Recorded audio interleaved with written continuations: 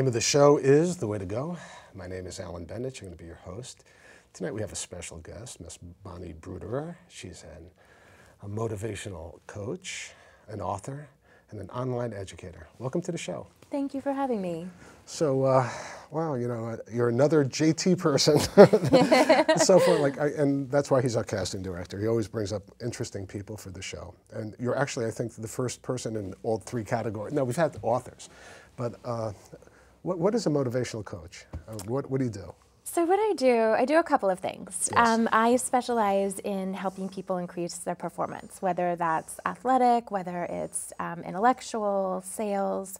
So I have a private practice where I work with clients that comes to me for 1 hour a week, and we work on whatever goals they want to achieve in their life.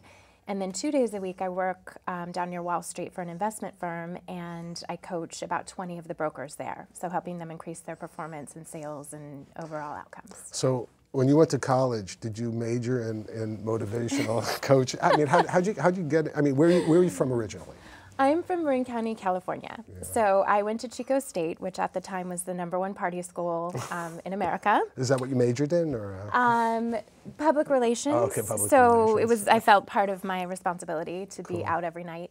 Right. Relating to the public. And so, no, I actually did not have any type of background in motivation or... The public relations, though, that's interesting. My father-in-law, who was the first person, I mean, who started this television show in the 1980s that I took over, was in public relations. Okay. And he had that certain spark that you seem to have also. But I'm sorry to interrupt. Oh, thank you. Continue.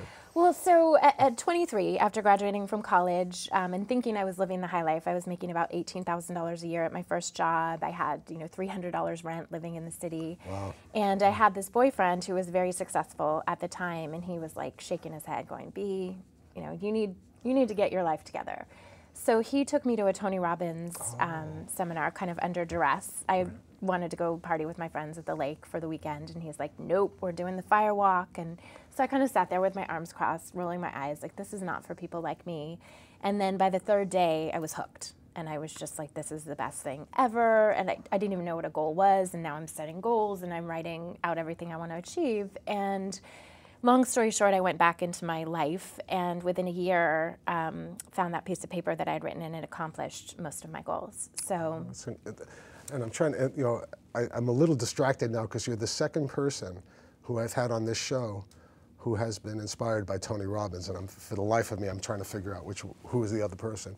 But he seems to be a pretty remarkable person. I mean, I saw him on Shallow Hal and all this stuff. But I mean, did you meet him at all? Or? Well, yes. So after the seminar, I invested in all of his programs, and I went through his whole academy that he has. It's called Master University, and then I ended up working for him. So I was with him from 1996 to 2006. Wow.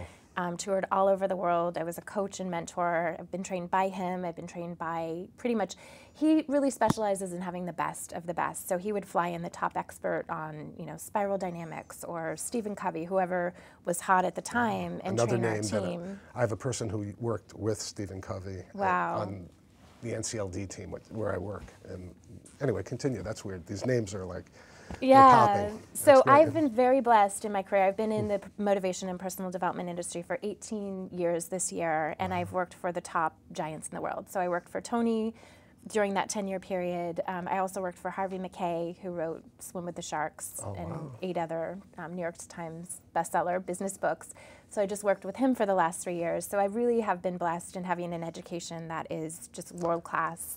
So how many people are like you out there? I mean, are you like a very unique person in terms of... Just one. No, I know that. But I mean, do you have any competition out there in terms of what you do? Of course, yeah. Yes. So there's a ton of coaches. I mean, Right. it's a very saturated field. However, the experience I have, I also have 9 different certifications in human behavior. So I'm trained by Tony. I'm trained as a life coach. I'm trained in neurolinguistic programming, hypnotherapy, holistic health. Hypnotherapy. That sounds spooky. Look at my... No. So I have a very unique skill set in what I've done and who I've been mentored by. Right. So generally when I go, out to bid for a new client, or I go into these investment firms to coach their brokers, it's a very sought after skill set. So how did you settle in New York? I mean, if you were going around the world, you were Tony Robbins, why New York? So after I left Tony Robbins in 2006, no, that's okay. Yeah. I went to work. I was the director of production for this other company, Christopher Howard Training, for all of North America. So I ran their events for 2.5 years. And then, how many people come to these events? Thousands, hundreds of thousands per year come through the circuit. The largest event we did with Tony was 12,000 people. And is it something that people pay to go to these events? Wow. Anywhere from $1,000, well, sometimes $500 up to like $10,000 for a week. And thousands of people coming. Yes. I guess there's some money in there, right? There's a little bit of money in that business. Yes, yeah, definitely. it's remarkable. So I did that for a while, and then in about 2008, with the downturn of the economy, it was an industry that was very hard hit because it's a very dispensable type of income purchase. Right. So I went off on my own, and I started my own brand. I've authored 4 books now and some audio programs, and I mainly was coaching women. And then on my 40th birthday, 2 years ago, I guess it's been in October. You're so young. I woke up.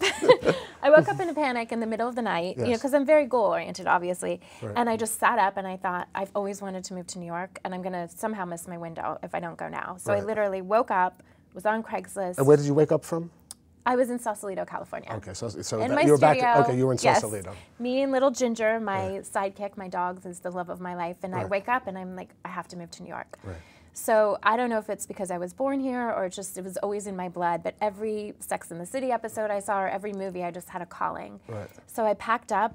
Within 8 weeks, I was here, and no man, no plan, no job at that point, and I basically just started over and decided to go back into coaching and training and personal development. Right. And so I've just, now it's been almost 2 years, and I have a very thriving practice. That's fantastic. Yeah, that's wonderful. I mean, I think about my days in Sausalito. Well, I had a girlfriend in Mill Valley. We talked about this earlier, and I love that part of the world. I love Northern California. I think it's so beautiful up there. And, it's gorgeous. It's absolutely stunning. I do miss nature. That's the only thing. Of course, my family and my friends. But besides that, I miss nature. I love the whole Golden Gate Bridge and Marina Green, and that whole area to me was like such a great place to live, but I only lived there for 6 months. Then I moved to Hollywood, and that's a totally different yes, very experience. Different. So how did you meet JT? I'm curious about that. I mean, I met JT at a networking event. So it was a business networking event, which is one of the things I did, obviously, to grow my coaching practice. Right. And there was a nice gentleman there, and he was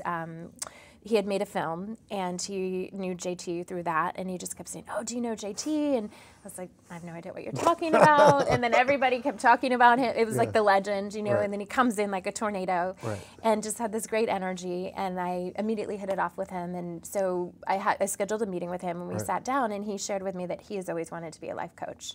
So we had a great conversation and a great friendship formed. I mean, so are you looking to break into helping, or do you help people in the business? I would absolutely love to. I do have a handful of clients that are actors or Broadway, in Broadway theater, but I think it's an incredible industry where, of course, confidence is an issue, and your appearance and the way you present yourself. So it's definitely a niche I'm focusing on. Right, definitely. I mean, I know a lot of people who are in the business, even people who are pretty famous, who don't have that. I mean, even though they're famous, they're always worried about the next part they're going to get or something like that. It's a tough business to be in.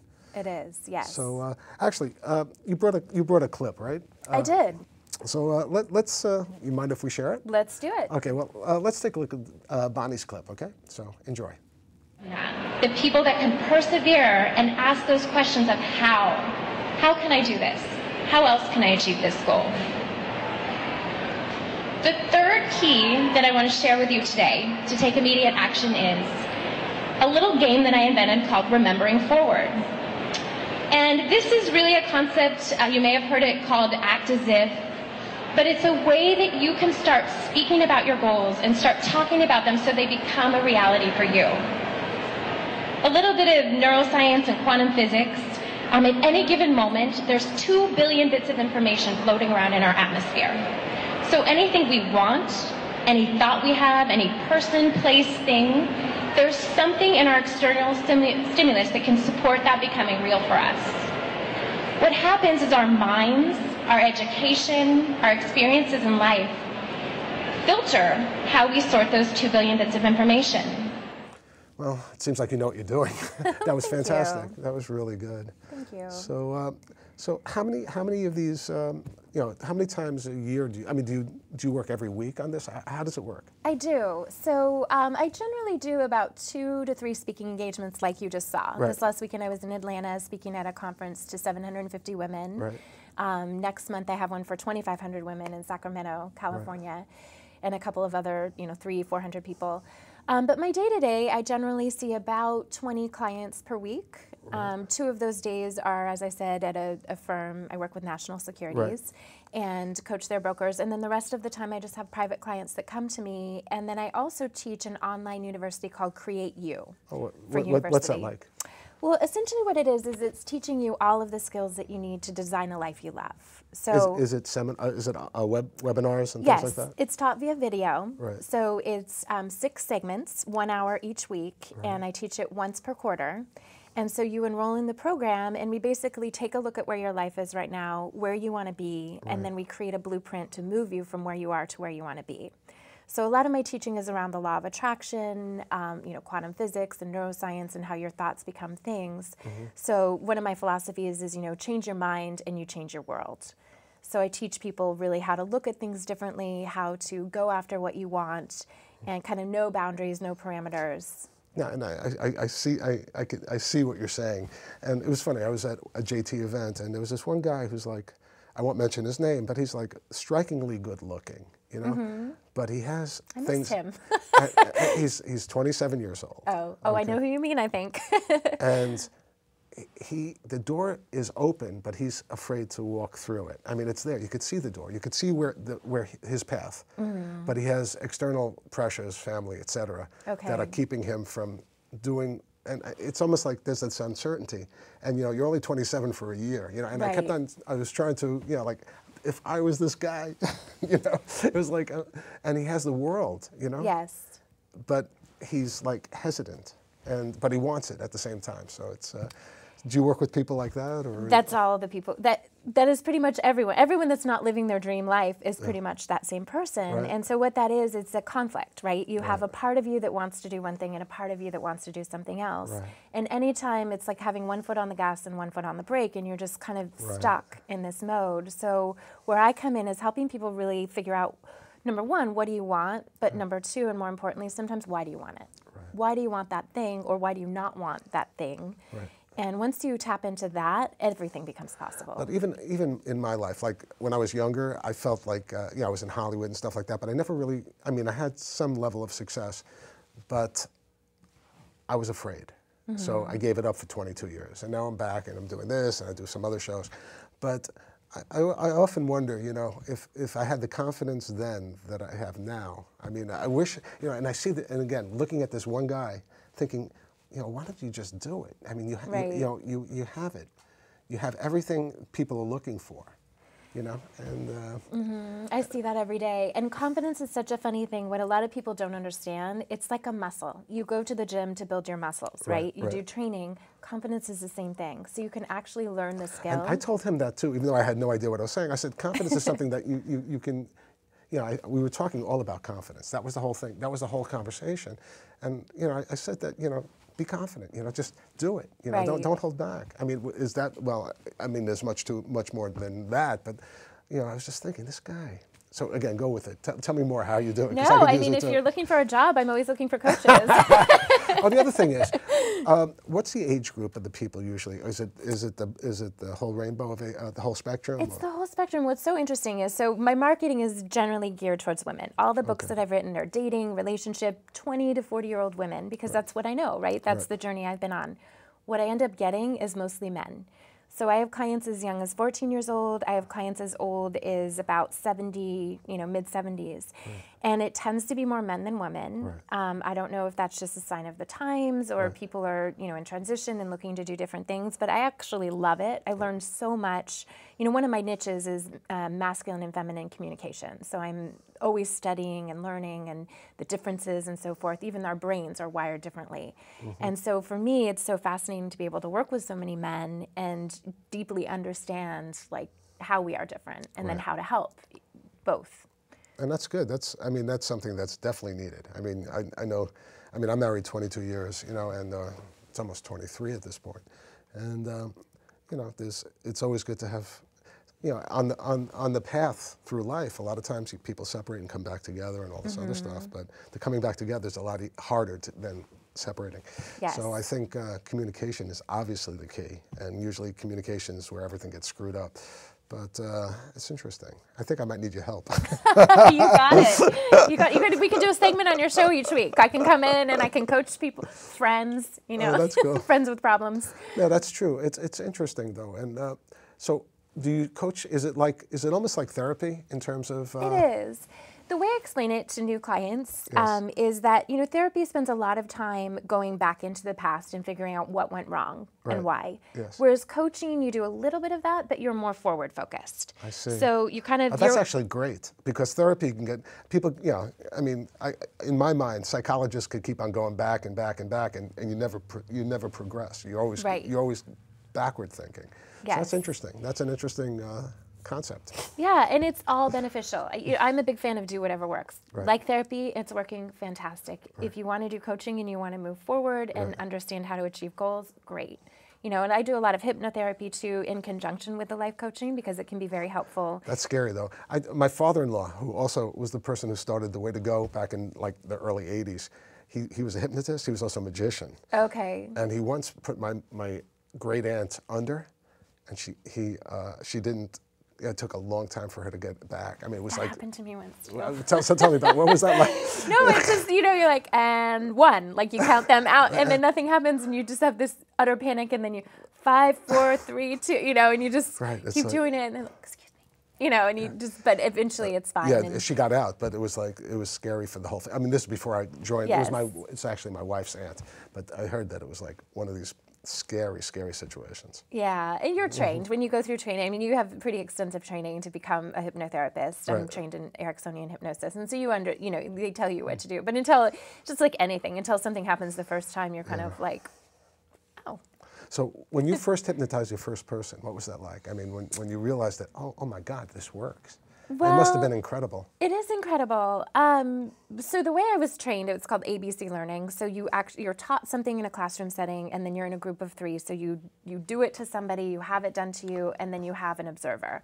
So I had a lot of experience in the classroom setting training, but the first time I actually hypnotized a client, it was my, you know, of course, one of my BFFs, Lisa, and she came over, and I was like, so what do you want to get rid of in your life? And I hypnotized her, and it was actually so profound in, you know, when it's your friend, it's a little bit different, but she really had a great experience and a great relief from, you know, whatever issue was troubling her. So I really realized the power and how much you can shift people's lives and help them. You know, what someone else's problem may seem silly to someone else. Right, but when it's your problem, it's life-shattering, or Absolutely. it's, you know, it stops everything. So it's a lot of Everyone else's problems seem less than yours. Right. I know exactly what you're saying. Yeah, every time, you know. But you're right. It's devastating for individuals. I've said that all my life. It's like, you know, you might say that, give me a break, that's what's bothering you, but it's what's bothering them. So Right. I agree. I mean, that's it. That was one of the biggest gifts I learned. I learned it at 23 years old at Tony Robbins, and there was a firewalk seminar where you had to literally walk across a hotbed of coals. Right. But before you did that, you had to say your biggest fear in life. Right. And mine, I think, was, I don't even remember. I was something around making sure everyone's happy all the time, which is recipe for disaster. That sounds like Sausalito. Yeah. I'm sorry. But then I would walk up to these, you know, CEOs and executives, and they would have this fear, and in my mind I'd be thinking, that is so silly. But that was their biggest fear, just as mine was my biggest fear that was holding me back. So it's a lot of fun, and I don't make light of it, but I love what I do because it's easy to help other people get over. And what's it like? That fear. When the person actually that you're helping realizes that, wow, I've overcome my fear. You know, I mean, how does that make you feel? Amazing. I mean, it's my favorite thing in the day is when I get a random text from a client and they're like, OMG, you're never going to believe what happened, you know, and they now have got a role. Again, the actors, like they've just landed a role in a play. Or one of my clients just got a meeting with the head casting director for Fox. And, That's great. You know, other ones, or when I work at the firm, I do sessions every hour, and in between, one of the brokers will run in and just say, oh my gosh, I did what you did and what you told me, and it worked. I had 2 of those in a day once, and it's so rewarding because, I mean, Yeah, well, who why else are you gets doing that? it, right? I mean, Right. and you're getting this, right, who else gets the... Doctors, surgeons, you know. So do you wind up doing it to the same people, or do they rotate the people that are coming in for your services? How does it work? I mean, is it volunteer, or is it people are required to do it? Or how does it work? They want to do it. So in that particular instance, the head, one of the partners, was a personal client of mine, Right. and then he had so much value from the coaching that he brought me into the organization. Right. So it's a very So it's part of the whole corporate It's corporate his culture? team. Oh, I He's see. very smart and very, you know, all about betterment and making sure that people have the right skill set to That's to great. create, you know, what they need to in And their they're getting life. a gift. I mean, Yes, it's a gift. That's the way to say That's it. And But it's such a gift for me too, because it's so rewarding getting to see the results and getting to see people, Right. you know, that just tweak one little thing and then they have a because, different you know, outcome. people who don't, you know, from the outside looking in, people had their doubts about people like Tony Robbins. But again, you're the second person who's told me amazing things about it. Amazing, man. And, you know, to me, you know, from the outside looking in, I have to say, you know, I always thought maybe it was like cultish or whatever, you know. But in terms of hearing all the positive things, it's incredible. It's Yeah, incredible. and it is a little that way. I mean, we never drank Kool-Aid, but you know, it's Yes. a good cult. It's Right. like a happy rah-rah. It's all about feeling good, doing your best, constant and never-ending And he's a good improvement. person, right? Yes. I mean, oh my gosh. right. What you see is what you get. He's that's an amazing, and you know, and I was around that environment for 10 years, so Do you I've ever definitely seen a lot. do you keep in touch with him at all, or is that something? I don't. I mean, he's a busy, busy man, but I think about him every day. I watch videos and audios constantly. You know, every Oh, yeah, morning. what do you, I mean, okay. Now that you're here, is there? Do you have to continue learning things other than, or is it learning things beyond just dealing with the people, or is there like new things that are out there for you to learn?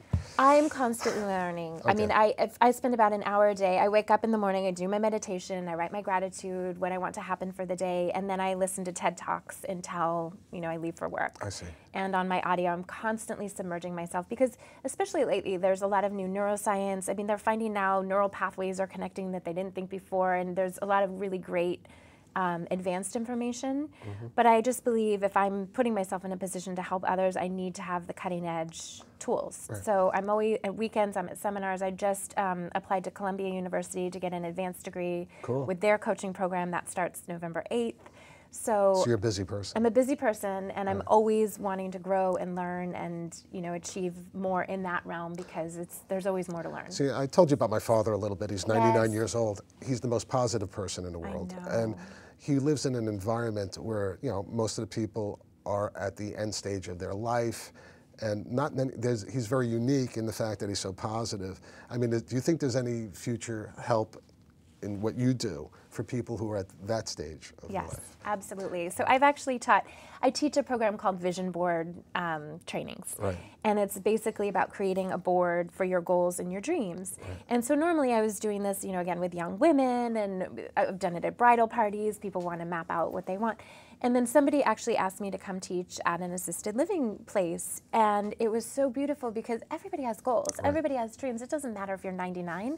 Right. Maybe your dreams are about, you know, seeing your granddaughter graduate from college, but it's still a dream and it's valid. And so I think there's nothing more powerful than it's a compelling future. Having something that you look forward to, that you get up, you want to smile every day. I see that as a big, I see that as a gap, an opportunity for someone like with your kind of talent. I mean, my father tells me that there's guys there who are like 90, and they're standing on the wall looking at the ladies who are in their 80s and 90s, and they can't walk from there to the lady to get together. And I think, you know, it's that fear, and the fears. You know, I think there's opportunities for everyone because everyone has fear.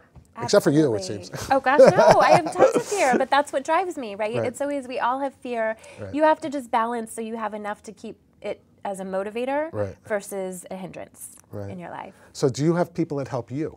Yes. Oh, of course. I mean, that's, you know, again, that's all part of learning and growing. Right. So yes, I have coaches I work with, and then cool. also what I learned from working with Tony and also Harvey, they have, I think Harvey McKay had 29 coaches when I worked with him. He would have a golf coach, and he would have a exercise coach. So and you're a always relationship learning new coach. things other than the specific things that are related to your field. Are you still like educating yourself in other aspects of your life?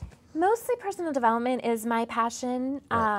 Yes, you know, I'm constantly reading, I'm constantly growing, but I gravitate towards anything personal development or relationship-wise. And I'm sure that's like a tremendous amount of possibilities in terms of personal development. Yes. And, I mean, so what's the future hold for you? So, I just redid my vision board. Right.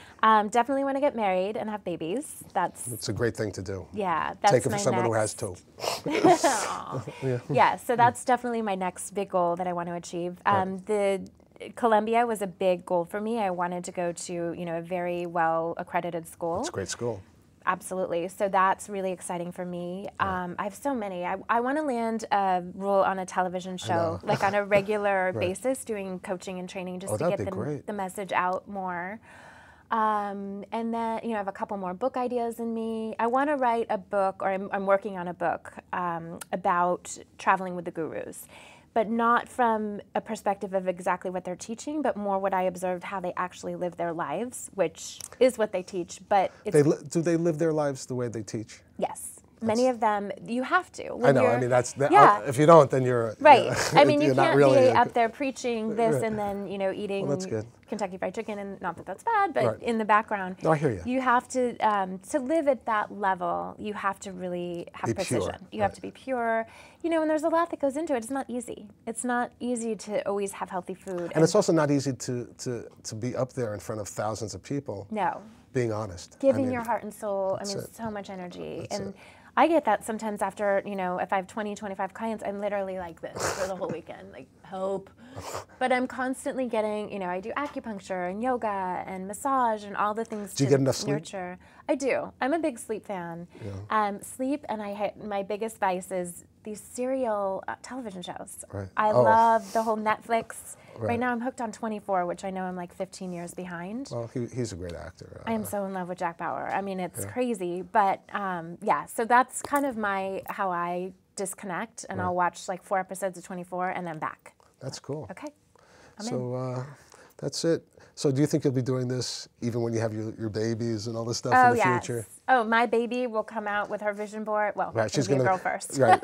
Yeah, we had a boy and a girl. So that was cool. That's on my vision board. So. And actually, my wife and I, the day we met, we talked about having a son and a daughter, and that's exactly what it had. The day we met. That's so awesome. We had our vision board pretty much set, and it was probably in our DNA because we knew it was happening.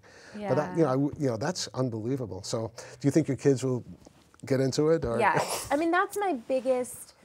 Of course, you hope. You know, you're going to nurture whatever they. And also, they rebel in the beginning. That's the other thing. You know, kids have a tendency to rebel a little bit. It's more, I think, for me, I sought this out because I had a lot of struggles in childhood, and I had a lot of challenges and a sick parent who passed away. So I needed something to fill it. My hope is that I can raise a child with this type of wisdom and information and self-confidence to have a different result. Well, you know what? I hope you do too. But you know, I hate when shows go so quickly. And unfortunately, you know, like, it was really great having you on the show, but there's only one thing left I have to say. What's that? That's a wrap. Good night, folks.